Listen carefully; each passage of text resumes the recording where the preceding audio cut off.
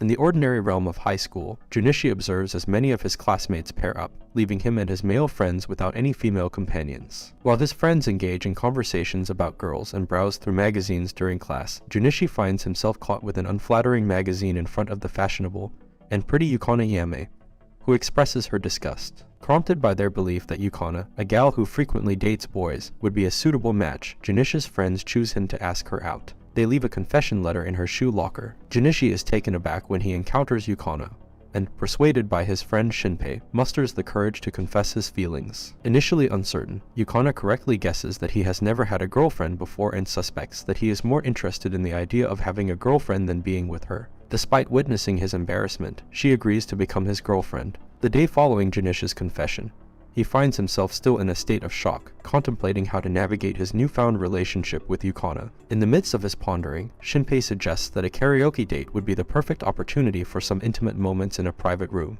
Unexpectedly, Yukana takes matters into her own hands and proudly declares to their entire class that she and Junichi are now an item. With the news out in the open, she extends an invitation to Junichi for a karaoke outing, just as she has done with her friends in the past. As they belt out tunes, Junichi's imagination starts to run wild with seductive fantasies involving Yukana. Drawing inspiration from Shinpei's counsel, he musters up the courage to lean in for a kiss. However, Yukana skillfully puts a halt to his advances by playfully pointing out a protruding nose hair. Though she brushes off the incident with laughter, Yukana takes a moment to reflect on Junichi's attempt as she leaves the room. Meanwhile, as our couple exits the karaoke establishment, their encounter does not go unnoticed. From a distance, Ranko catches a glimpse of Junichi and Yukana, adding an extra layer of intrigue to the unfolding saga. Junichi finds himself compelled to accept an invitation that mysteriously appeared in his shoe locker. Little does he know, this rendezvous leads him to encounter Ranko, who wastes no time in launching a full-scale seduction campaign. However, before things escalate further, Yukana intervenes and puts a stop to their antics. As it turns out, Ranko is Yukana's childhood friend, but there's a catch. She's labeled as dangerous, and boy does she live up to that description. Soon enough, Ranko covertly vows to dismantle the budding relationship between Yukana and Junichi. The following day, the trio Junichi, Yukana, and Ranko roam the city streets, minding their own business, when they find themselves accosted by two audacious fellows who have their eyes set on Yukana. Junichi valiantly steps in to shield Yukana, but unfortunately ends up being unceremoniously pushed aside. Surprisingly, Ranko, instead of coming to Yukana's aid, agrees to join forces with the two guys, only to swiftly give them a taste of their own medicine with a good all beatdown. Talk about a plot twist. Later on, Ranko makes an unexpected appearance at Junichi's humble abode, once again attempting to entice him. She accuses him of not truly loving Yukana, and tries to sow seeds of doubt. Junichi vehemently denies the accusations, but his words only serve to further enrage Ranko, who becomes increasingly forceful in her advances. Just when things are reaching a boiling point, Yukana catches them in a rather compromising position. Awkward, to say the least. Yet, Yukana chooses to downplay the situation, gracefully excusing herself from the premises, with Ranko following suit. As the two girls depart, Junichi's classmate Yui observes the scene from a distance, perhaps adding yet another layer of intrigue to this intricate web of relationships. Later, Yui starts off by reminiscing, and enjoying the attention she receives from her classmates, particularly Junichi. Meanwhile, Junichi finds himself delving into research on Jairus, or gals, which leads him to an online show featuring a stylish girl who loves to criticize people while her followers wholeheartedly agree in the chat. Back at school, Yui makes her grand entrance while her classmates warmly greet her, unaware of her true thoughts and how she perceives them as lowly maids and butlers. Keigo, accompanied by Junichi, Shinpei, and Minoru, engages in a conversation about the girl they saw online the previous night. Keigo proudly shows them a picture of the girl he encountered. However, Shinpei, having seen her elsewhere before, expresses doubts about the authenticity of the image. As fate would have it, Yukana joins the group with her friends, and Yui seizes the opportunity to strike up a conversation with Junichi. Later at the cafe, Yui unleashes a barrage of criticism towards Yukana, leaving Junichi unsure of his position since he and Yukana are officially dating.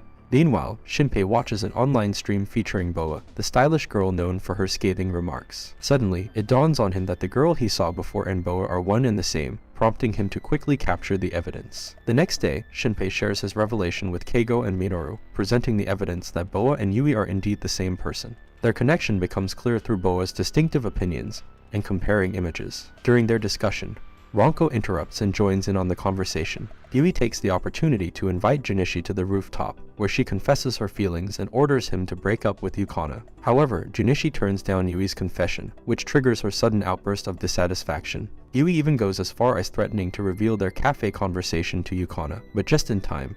Junishi's perverted friends, along with Ronko, make their entrance. Ronko counter-threatens Yui, stating that she will expose Yui's identity as Boa to the entire class if she continues to blackmail Junichi. Feeling defeated, Yui hands Junichi a memory card and leaves in dismay. To Junishi's relief, Yukana appears after the confrontation, and is overjoyed to discover that he remains completely devoted to her. After the episode concludes, we catch a glimpse of Yui vowing to seek revenge as she walks away. Meanwhile, at the salon, a buxom lady expresses her satisfaction with her makeover. Beauty truly knows no bounds. Junichi has a dream about Yukana before waking up to find Nane, a pink-haired lady, on his chest. Nane reveals her desire to emulate a gal, and clings to Junichi as they head to school, much to the envy of his friends. At the shoe lockers, Yui approaches Junichi, attempting to make amends, but Nane interrupts and berates Yui while making fun of her appearance. During lunch break, Junichi eats with Yukana while Ronko keeps watch. Nane joins them, and Yukana barely recognizes her, but Nane competes with Ronko and Yukana for attention. Later that night, after watching Yui's online show, Junichi tries to sleep but is interrupted by Nane.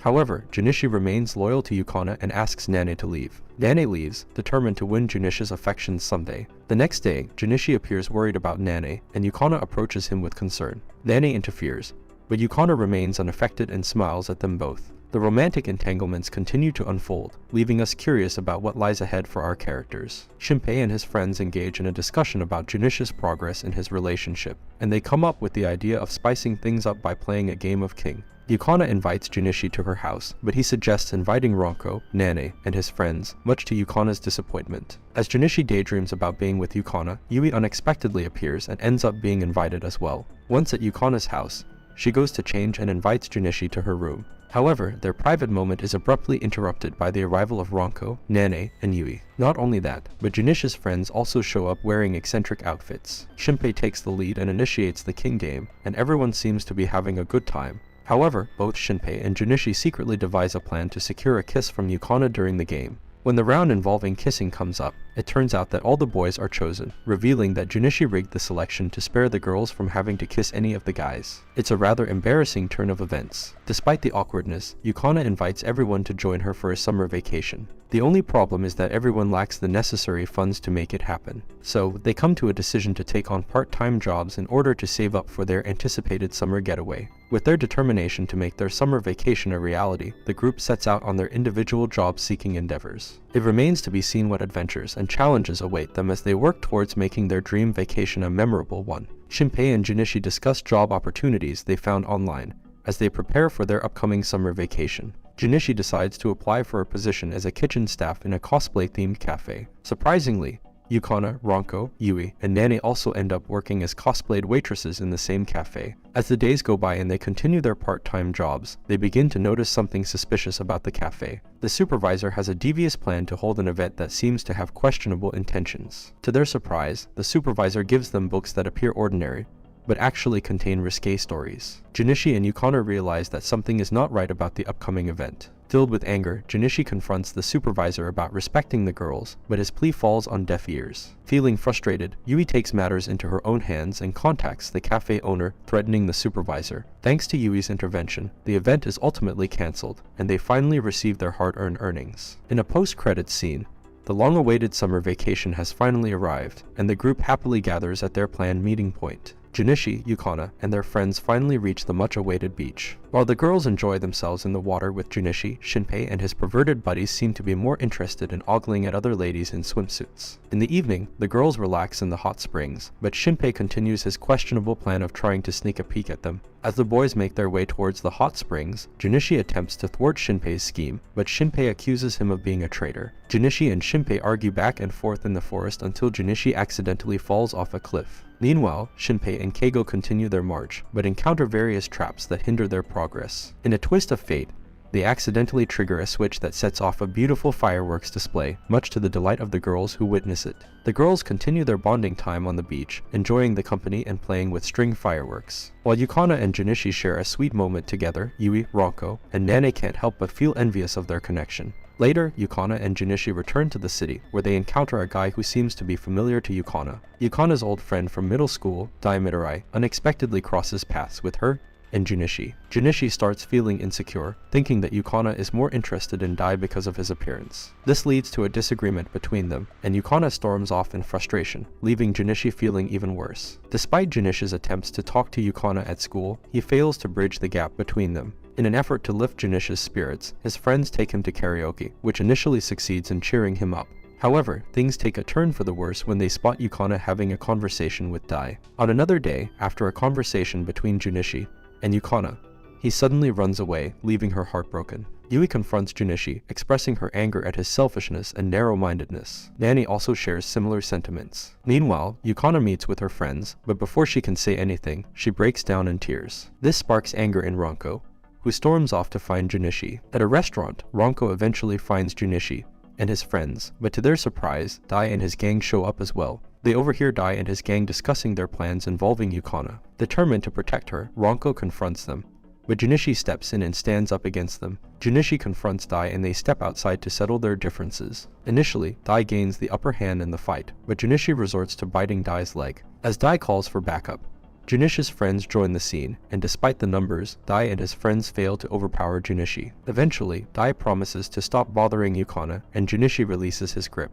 However, Dai immediately starts kicking Junichi repeatedly. Ranko intervenes with the support of Junichi's friends. Encouraging Junichi, Ranko urges him to find Yukana and make amends. Meanwhile, Yukana is at a cafe with Nane and Yui, but she ignores Junichi's frantic phone calls. Nane and Yui advise Yukana to meet Junichi and resolve their feelings. After Yukana leaves the cafe, Yui and Nane contemplate whether it's right for them to help their rival. Junichi waits anxiously, and finally, he meets Yukana behind the school. They reconcile, with Junichi recreating his initial confession. Following their romantic reunion, Yukana suggests they spend the day at the amusement park. At the amusement park, they visit a photo booth and take a picture together. Junichi attempts to kiss Yukana, adding a touch of romance to their date. As the day comes to an end, Yukana confesses that she wants to return to the amusement park with him in the following year and every year after. Surprisingly, she kisses Junichi before leaving for home, leaving him stunned. And this is all for this video. Make sure to subscribe if you enjoyed it, and I will see you in the next one.